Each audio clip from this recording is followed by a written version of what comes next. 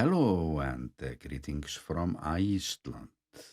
I'm starting this update with a few autumn scenes since I'm only 80 kilometers south of the Arctic Circle, and this was one of the last days that I had to capture the autumn colors since the leaves are going quite fast now. And since the first snow arrived just days ago, I had to figure out whether if it would be a good idea to put the studded tires under the car to be better ready to drive the 400 kilometers to the Reykjanes Peninsula when eruption number 13 starts. And when and how it starts, that is the question that I will be diving into today. In my last update, I made this wild guess, saying that the next eruption would start on October 15th.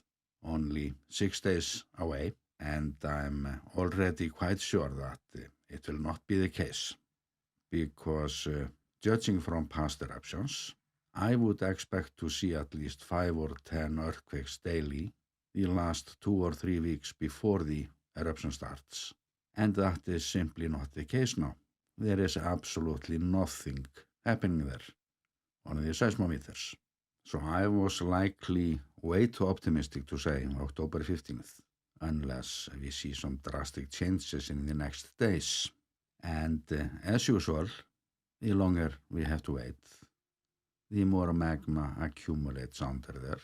And the more magma, the more expensive outcome could await us. So we have a very good reason to want this to be over and done with sooner than later. And if the magma level in the magma chamber, or magma sill as they sometimes call it in Svartsengi, would reach the upper threshold, that would mean more magma than we might be able to handle, and eruption of that kind would not start until late December. And it was Professor Þorvaldur Þórðarson that suggested the other day that this could be the case.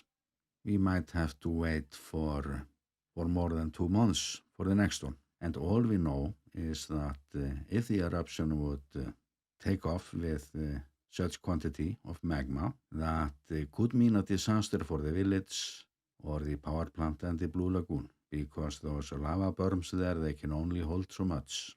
And the Met Office, they seem to expect the next eruption to take place near the village, at the southwest end of the Sundhnúkar fissure that is responsible for the last 9 eruptions. And they actually suggested, before the last eruption, that the fire would come up very close to the town, at the southwest end of the fracture. But they didn't get that one right. So it wasn't until yesterday, after some pressure from the media that likely originates in the Met Office, that it was decided to put a new layer of gravel on top of the existing lava berms north of Grindavík, or this part of it that got flooded with lava on April 1st, making the remaining part of the lava berm there not very efficient. And this is of course a win for the residents of Grindavík. They have been asking for this ever since that eruption occurred. And what this construction costs is just about the value of one big house in the village. And I look at this as a good investment, although the question remains, will the next eruption come up around there? And I don't think so. And the reason is that the volcanic activity has mostly been at the other end of the fissure. So I'm curious to know why the Met Office is focusing on this location. Like, do they have any deformation data showing something that we can't see, or something else? Because this event on the Sundhnúkar craters has been developing to the northeast, luckily away from the village. That has always been the easiest path for the magma, and I'm just curious to know if scientists know about any changes in the plumbing there. And when we look at the history and what we know for sure, the April 1st eruption, it was really something else. It was just a tiny little fissure that opened up literally under the lava berms, just north of the village, or this tiny little eruption that lasted for, I think, 6 or 8 hours. And the real event was what we saw on the seismometers that day, when this obviously large subsurface magma dike took off to the northeast, and it turned out to be large enough to swallow, literally, the complete eruption that never came up. Just this little lava spit just by the village.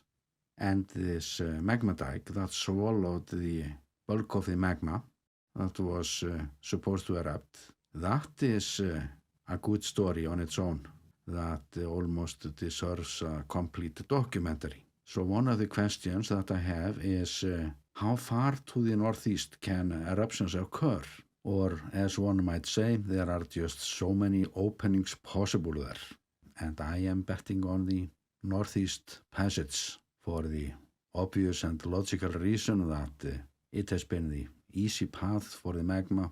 Something drastic like earthquakes would have to occur to change that path, and those two eruptions that have occurred just north of town were more like spillover. And I am going to be so optimistic now to say that the next eruption will occur somewhere around where the last eruption took place, and it will be quite harmless. But again, the longer we have to wait, the more magma will be on their way, and some kind of nasty surprise would be even more likely. And we don't need that.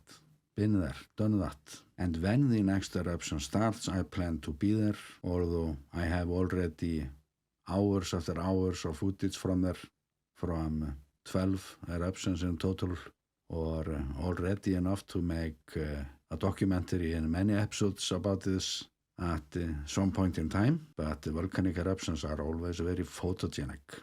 We can't deny that. And there are a few shots that I don't have, and only my new drone can capture them. And there are also a few shots that I would like to capture with my Nikon from the next eruption there, especially since it's getting dark again. And low light photography is my thing. So I would of course like to try out my photo gear. And as soon as we see regular earthquakes, I think it's time to turn on the countdown timer and set it to 10 to 30 days. But still, there is no reason for that. So I will just keep on doing what I've been doing. My hard drives are stuffed with footage. I've been filming a lot recently. Can't keep up photoshopping and color grading, sorting, and keeping my photo stock ready for projects.